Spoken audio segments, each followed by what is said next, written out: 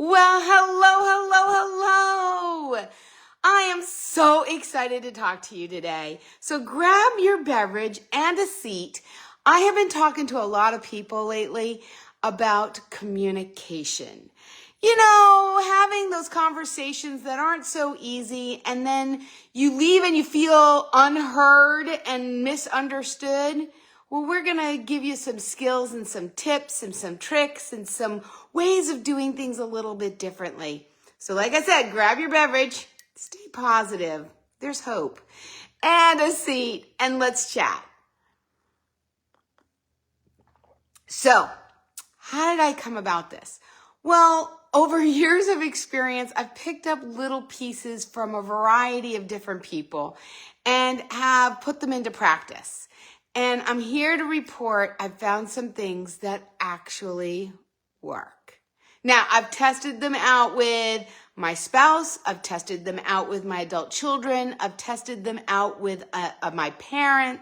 I've tested them out with my coworker, my assistant. I have tested these out in every scenario that you can think of when you need to have a conversation and you want to be heard and not misunderstood. So let's start. Are you ready? I'm super excited because look, I've spent years feeling like I was misunderstood. Like what? Why even bother? You know, every time I open my mouth, I'm shut down. Every time I try and explain, it gets turned around and back on me. I share what I'm thinking and feeling and the person leaves the room, or the person's like, I'm done talking and wants to get off the phone. So I was on a mission to try and figure this out. And it's taken me decades. And a lot of it I've I have actually learned in the last couple of years. Now, the stuff that I learned a long time ago was stuff like, please, when you're having a conversation, remove the word you as much as you possibly can. So instead of saying, you're such a jerk, or why won't you listen to me, or you never hear me, I've got ways to get your point across by removing the word you. When I use the word you or you use the word you, it makes that person very defensive and it shuts off their capability of hearing us. And we just want to be heard.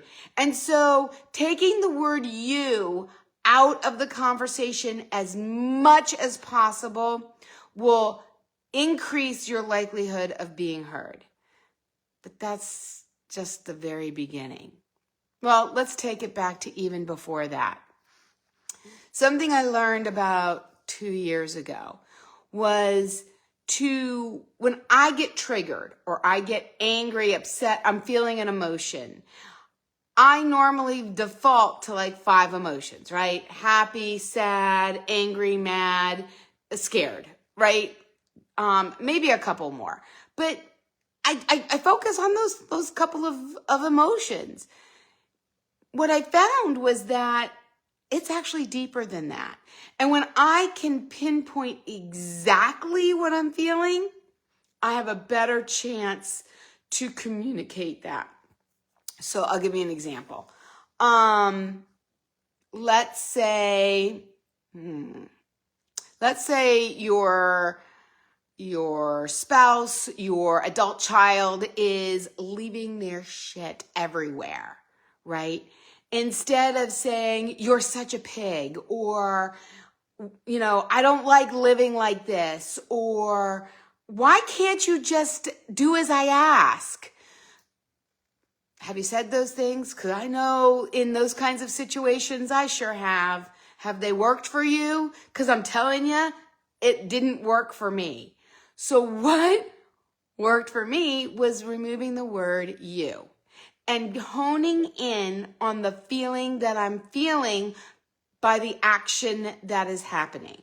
So if you don't know what I'm talking about, I suggest you don't do it now, but when we get off, download or search for the feelings wheel. It is actually a wheel and it has multiple feelings and it starts with those basic ones. But You can be more than mad. You can be disappointed. You can be hurt. You can be frustrated. Hey, Geraldine, it's so good to see you. Talking all about communication, so grab a seat. You can feel a lot of different things, not just mad or angry. You can be upset. You can be hurt. You can be disappointed. There's a lot of feelings other than just mad. And when I honed in on the exact feeling, maybe it's disrespected. Maybe it's unheard. There's a lot of feelings. So honing in on the exact feeling that I was feeling because of the action that had happened, the words that were said, the action that happened, the thing that I saw that I may have misunderstood. But from my vantage point, the only way I could make sense of it was must have happened. Have you ever done that? Have you ever done that? You know, I just finished watching The Summer I Turned Pretty. Oh, it's such a great show. If you've not watched it, it's on Amazon Prime. Check it out. It's a good series. They've got 3, not episodes. I can't think of the word. 3. Anyway, what is the word? Help me out. Put it in the word below, in the comment below. It is not series, not episode. Anyway, they have 3 of them, and there's about 11 episodes in each one. And in that, the main character walked in on her ex-boyfriend with his head in another woman's lap. And that caused all sorts of emotions. She felt betrayed. She felt, even though it was her ex, you know how that is, right? She felt betrayed. She felt hurt. She felt angry. And much later in the show, she finds out he had had a panic attack, and that woman had walked in and was trying to calm him down. It was not a love thing. It was not an emotional attachment. It was literally somebody who had walked in on him at a moment in need and was trying to help him. And how many times have we overheard a conversation or walked in or saw something, and because of our past experiences or what we anticipated happening, we created something that wasn't there? I'm just as guilty, just as guilty. Makes us feel a lot of things. Honing in on that feeling is the first step. Okay, that's the first step. The second step is to figure out, what do you need? Do you need clarity? Do you need appreciation? Do you need acceptance of your feelings? Do you need space? Do you need, I don't know, what do you need? What do you need? Understanding? What do you need? Figuring that out is step 2. Now, a mistake that I made very early on in my relationship with John was I would try and communicate when my emotional level was at, like, you know, on a scale from 1 to 10, it was like at a 12, right? Not only could I not communicate, but he could not possibly hear me when I'm a raging lunatic or when I am, you know, so angry and so hurt or so disappointed or so sad that I can't even, all I can do is scream, right? Or cry. Getting beyond that emotion, processing that emotion, letting that feeling go has to happen before the conversation. Now, that might take you an hour. That might take you 10 minutes. That might take you a week.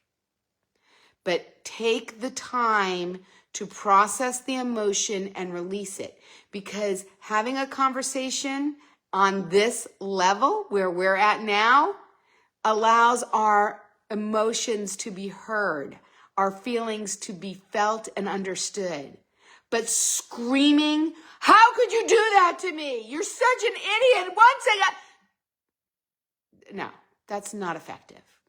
Not effective. It took me years to understand that, but it's not effective.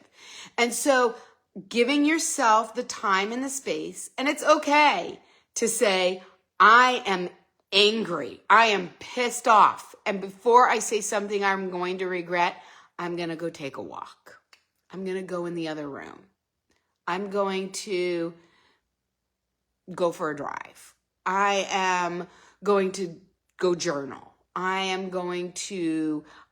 are times that I've gone into the car in the garage and screamed and beaten on the steering wheel because I was so angry about something that had happened. But it doesn't make sense for me to share that anger in that moment. This is not easy stuff. Now, it's simple. It is super simple.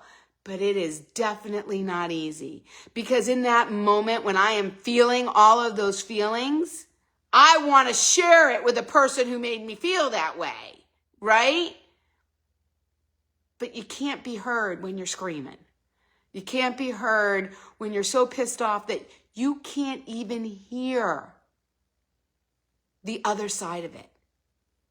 Maybe you misinterpreted something, but you're not in a state of mind to hear it when your emotional level is above a 3. Above a 3. So I would get to the point where I could start to have the conversation. I would actually talk to a friend, right, about how angry I am. And I realized that I still didn't process the emotion. Because as I am explaining it, my emotional level is rising and I'm going through it all over again. That's not going to be helpful to communicate that. Whether you're doing it with an employee or a spouse or a parent or an adult child, it's not going to be helpful. So take the time. Do what you need to do. Process that feeling. Get really clear on what it is you're feeling and what you need Okay? All right. I'm so excited about this, you guys. This has been such a game changer for me. Such a game changer.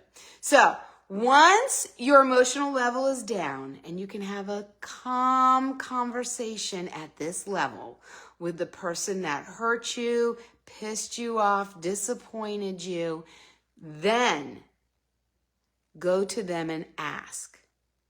You can use can or may. May I share something with you? Can I share something with you?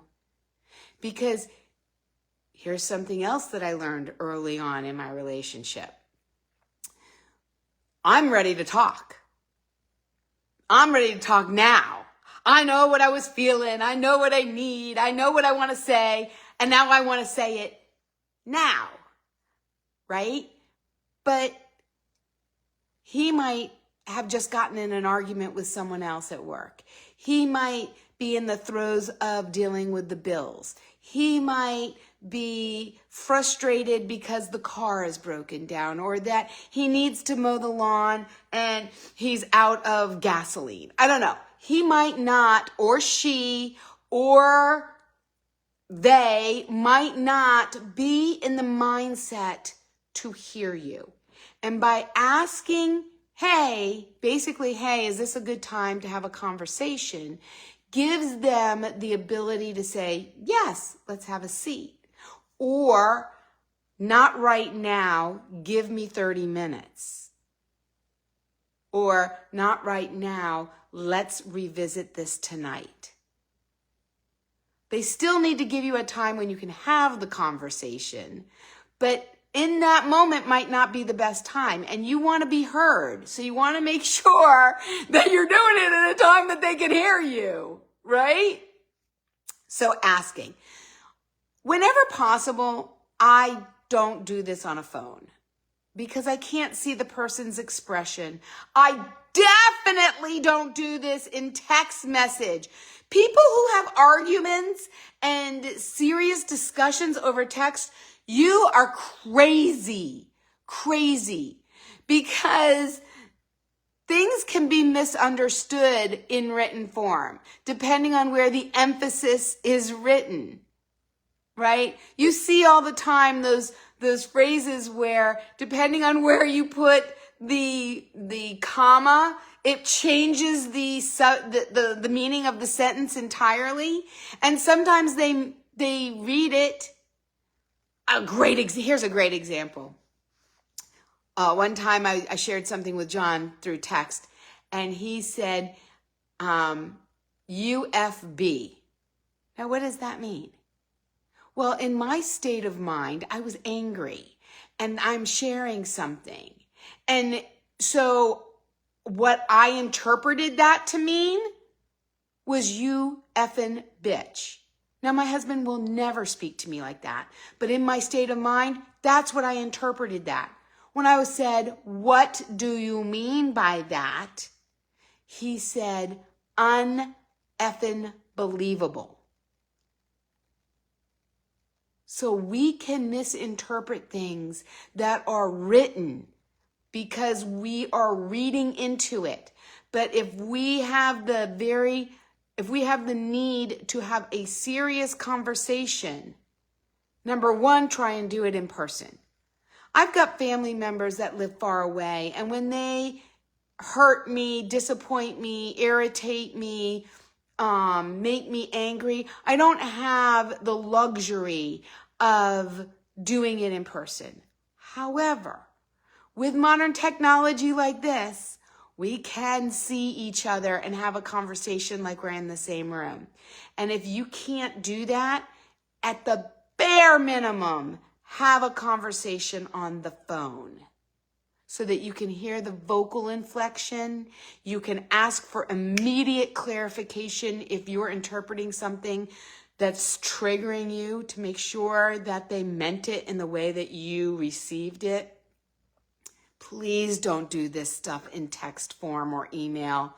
Do not send an email to someone to break up with them, to share your anger or your hurt.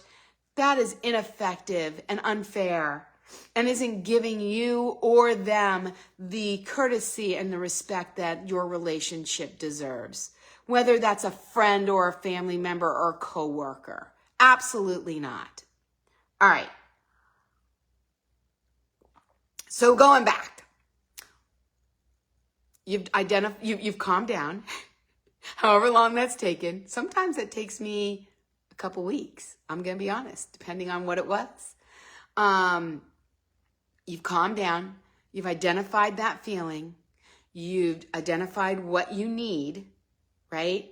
You have asked, can I share something with you? Is this a good time to share something with you?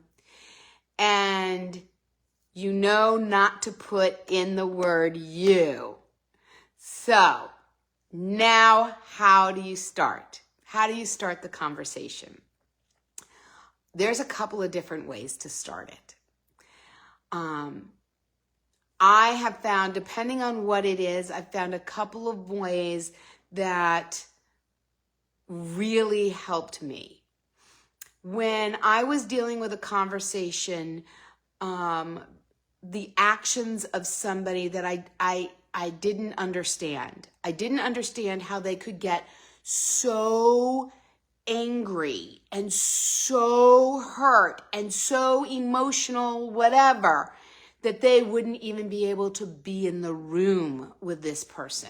I didn't understand it. And it was starting, and normally it wouldn't be a big deal, right? But it was family, and it was starting to impact me by these two people, one of which was refusing to be in the same room with another. And so I asked, is this a good time? Right? They're not running to dinner or making dinner or anything like that. First. And then the second thing that I said was, I need your help with something. I need your help with something. And their response, what do you need?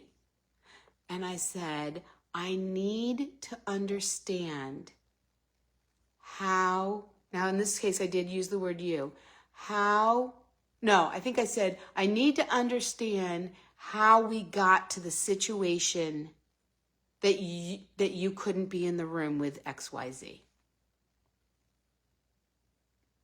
Please help me understand.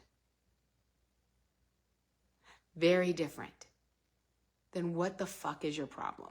Excuse my French, but it's starting to impact me. What crawled up your ass? Like, that's what I want to say, right? Let's call a spade a spade. I want to say what crawled up your butt. It's time to forgive. Let's move on. Stop being a crabby.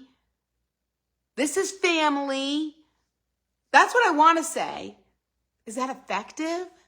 Is that going to give me the answers that I want and the clarity I need? No. So in that instance, I said, I need your help. Please help me to understand how we got here. How did we get here? Now, many people have 3 reactions. They either get angry, start to spin up, they leave the room, they shut down, they stop the conversation. They react with anger. Some people react with, what's it called? When I can't think of words today. Thank you for giving me grace. Some people react with deflection, where they will, there's 3. There's one is anger, one is deflection, and one is defense. So deflection is, well, you do that. We all know what anger looks like, right? They spin out of control. Deflection is when they turn it back on you. When they say, well, you do this to piss me off. Well, you do that. That's not helpful. That's not helpful. So if someone comes to you and says, I feel disappointed, right? Well, you disappoint me a whole lot. Doesn't make the person feel heard. So the first one is anger, the second is deflection, and the third one is defense, right? What do you think I feel?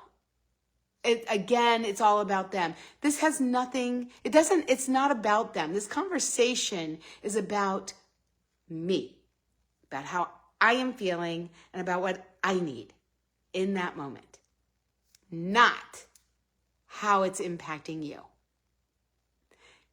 I had to learn that I am not responsible for the reaction of others when I share my feelings. That has been extremely hard, extremely hard. Because when I know that me sharing my feelings is going to hurt somebody, is going to put them on the defensive, is going to make them angry, I don't want to do that. Or is going to make my life a living hell as a result of me sharing my feelings. Why would I want to do that?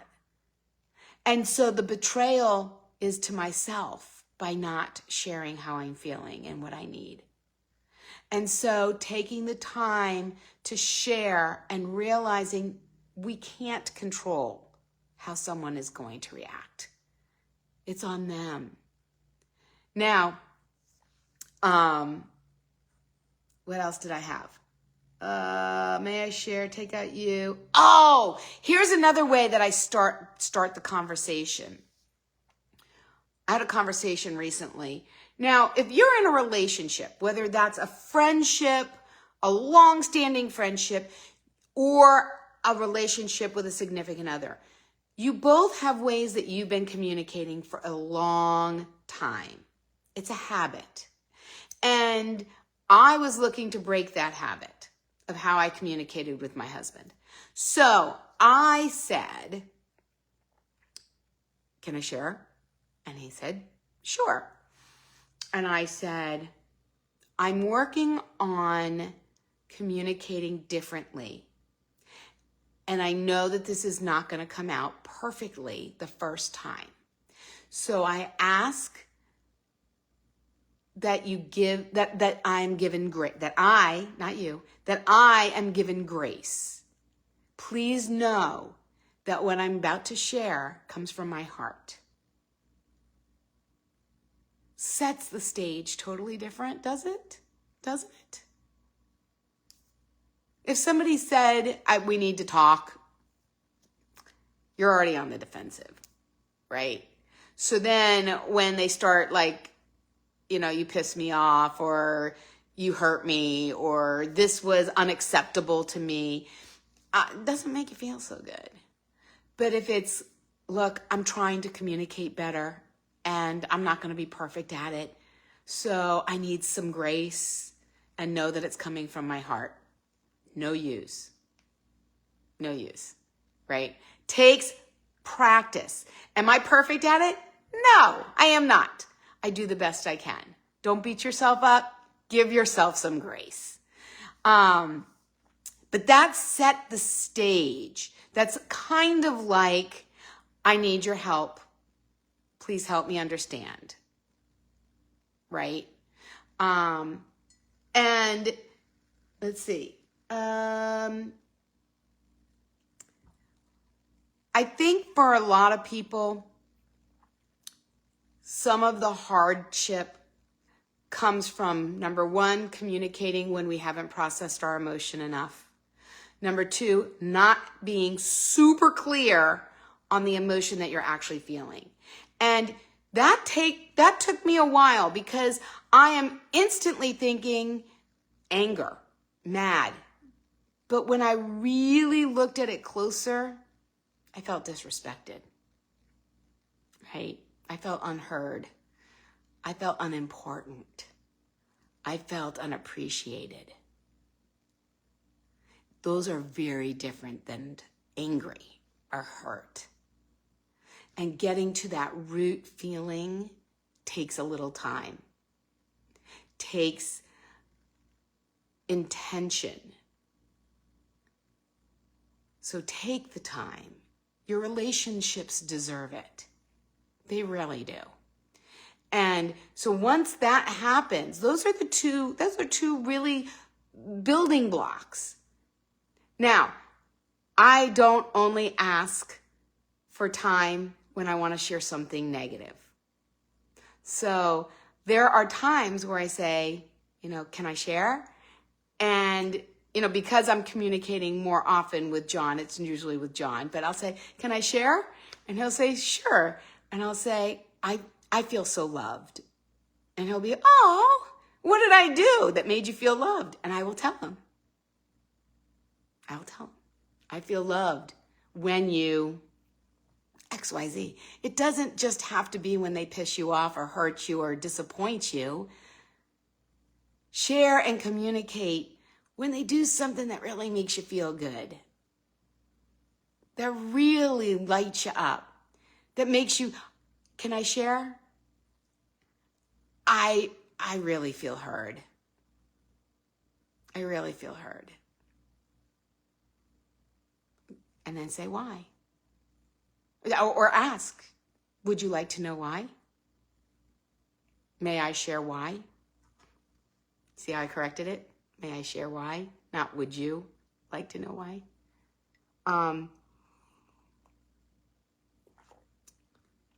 These skills are so very important.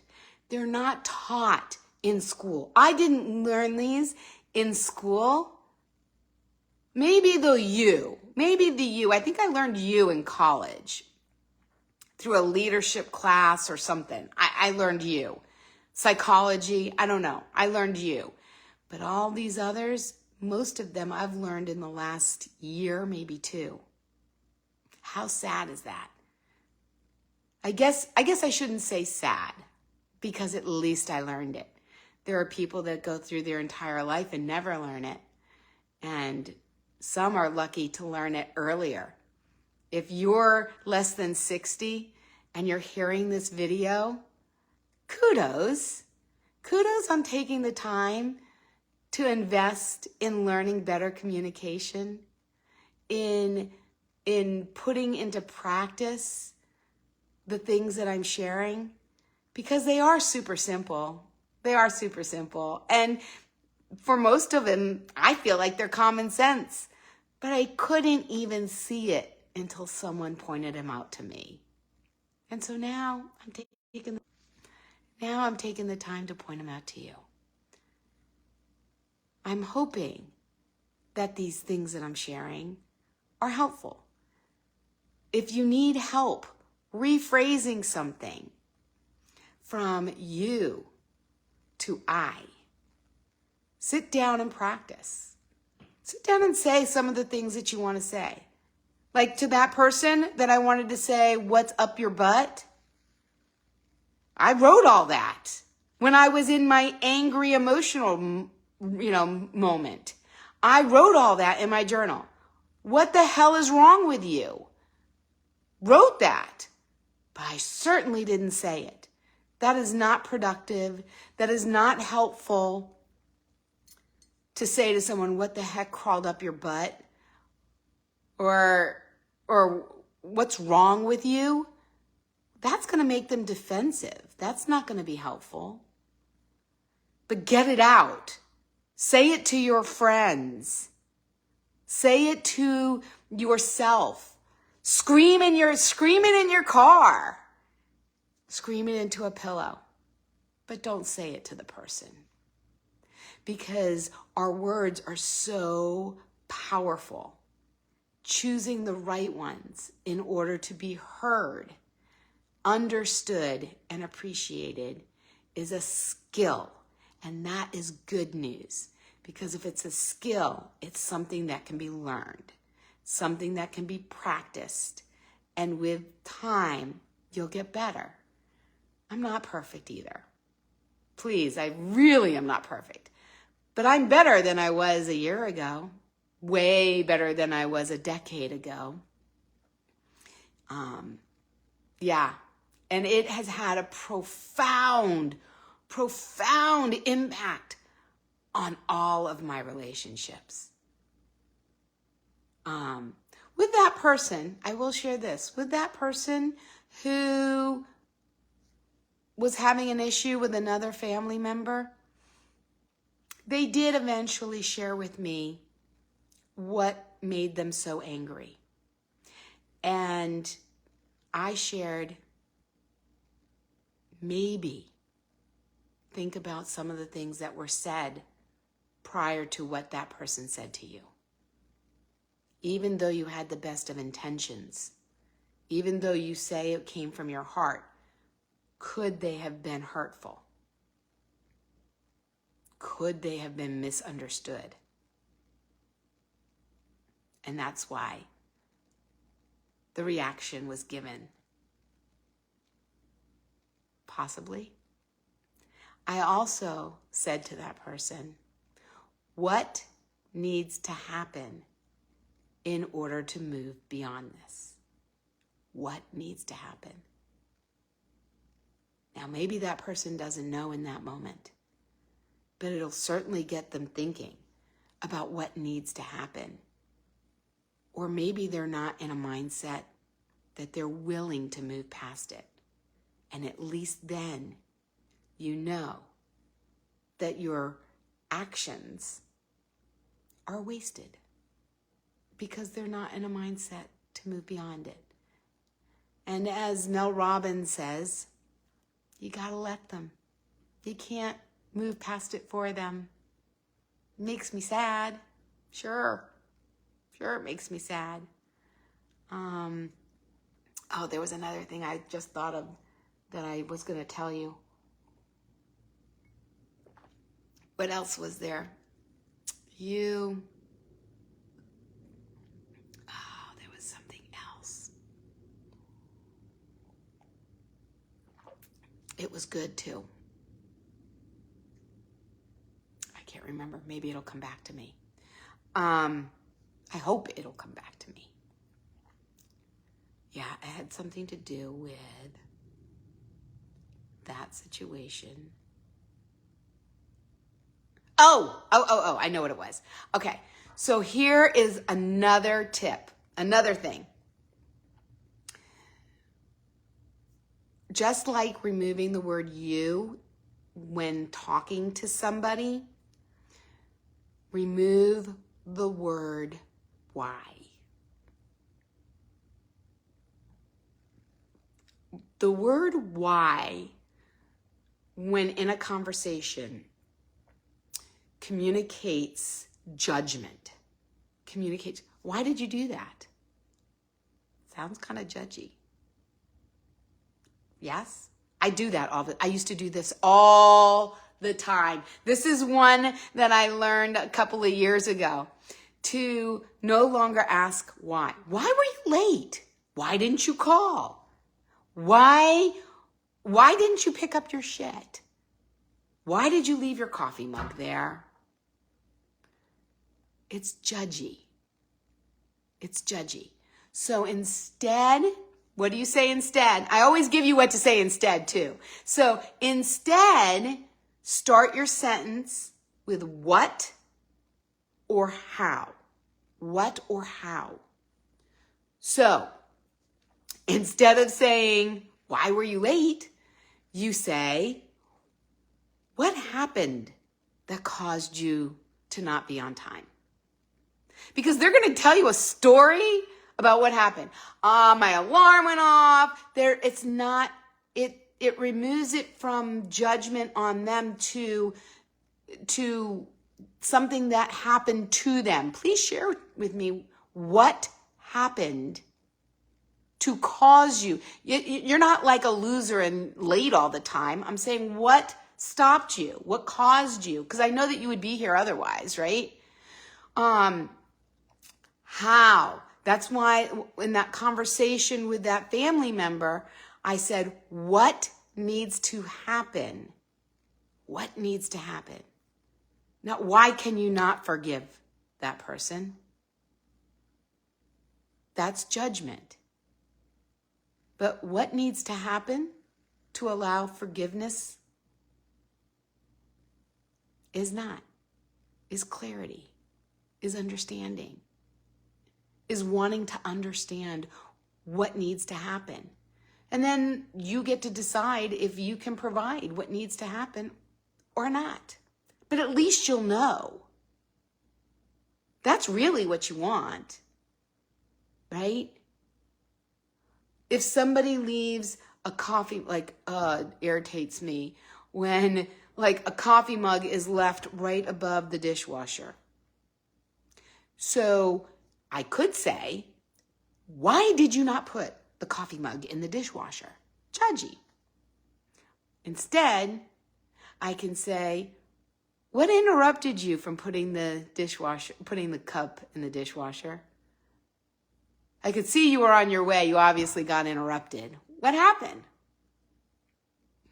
Less judgy, more communication, more clarity.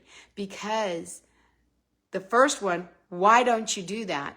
My judgment is, you're disrespectful. You don't listen to me. I feel unheard. My desires are unimportant. All my stories, is that true? No, none of it is true. The truth could be, that could be the truth. That could be one version of the truth. Or it could just be that as that person went to put the mug or the dish in the dishwasher, a phone call happened and they put it down right there and went in the other room to take the phone call and totally lost track of time and didn't come back in the kitchen and didn't know. And now I have my panties in a wad for what? It wasn't that I was disrespected or unheard or that my desires and requests are unimportant. It was that the person got interrupted. And by asking what happened, I get the story without the judgment. This has been the hugest game changer as well. And it's really helpful in work settings. If somebody misses a deadline and you say, why'd you miss the deadline? That's judgment. That does not open the communication to make that person feel safe to share. What caused the miss of the deadline? Not what caused you. What caused the miss of the deadline? You could say what caused you to miss the deadline, but what happened that the deadline wasn't adhered to? You see how I took the word out? What happened? And you can say, how can I support you in meeting the next deadline? What can I do to make sure that the skills, the tools that are needed, that you get? Now it sounds more like a team, not judgment. These things work for every relationship. Like I said, I have tested them in all of them. All adult relationships. I've done it with friends. I've done it with coworkers, with parents, with siblings, with spouses. It works like a charm. Because I leave feeling heard, feeling understood, and feeling appreciated. And at the end of the day, when we have our conversations about our feelings, that's what we want to walk away with. So there you go. I've given you a boatload of things to think about. I know. Oh, what is your biggest takeaway? What is the one thing? Don't implement all of this. Bookmark this video and just implement one item. One item. Maybe the one item is you're going to ask next time. Maybe it's going to be that you're not going to communicate at a 10. You're going to communicate at like a 2 or a 3. Just one. Once you get into the habit of doing that one, come back. This will live here. Now, I do know that with the lives that I do on Facebook, that they disappear after 30 days. So know that this video is always saved on my YouTube channel under Coffee Chats. So if for some reason you don't bookmark this, or if for some reason it vanishes, you can go to my YouTube channel, Amy Fuentes. I think it's just Amy Fuentes. It may be the Amy Fuentes, but you can go to my YouTube channel and find it on there. But come back. Just not all of it. It's too much. I didn't do all of this overnight. Are you kidding me? I did you first. You was the first thing I removed. The second thing I learned was the what and the how instead of the why. That was a game changer, especially when it came to kids, because kids always have a story on what happened, right? As do most people. So that was the next one. The third one that I implemented was feeling. Oh, no. The third one I I guess maybe the second one was coming down off the emotional state before I had the conversation. So, see, I didn't implement them all at the same time. That's too much. But I wanted to give them all to you because maybe you're already doing some of these things and you wanted more. And if that's the case, kudos to you. Way to go. I applaud you. And if you're just starting, I also applaud you. One at a time. Don't do them all. That's overwhelming. That's a recipe for disaster. What is the one thing you're going to choose to implement first? Maybe two, and that's it. And so having those difficult conversations, they don't get any easier. They don't. But you get the clarity that you're searching for and the understanding that you desire when you implement these things that I've shared with you. They have drastically changed relationships, all kinds of relationships for me. And I hope they do so for you as well. And whatever you do on this Friday, stay positive. I hope you have the most fabulous day ever. And I will catch you, my friend, on Monday. Feel free to share this with someone who may need this. And I will see you on Monday. See ya.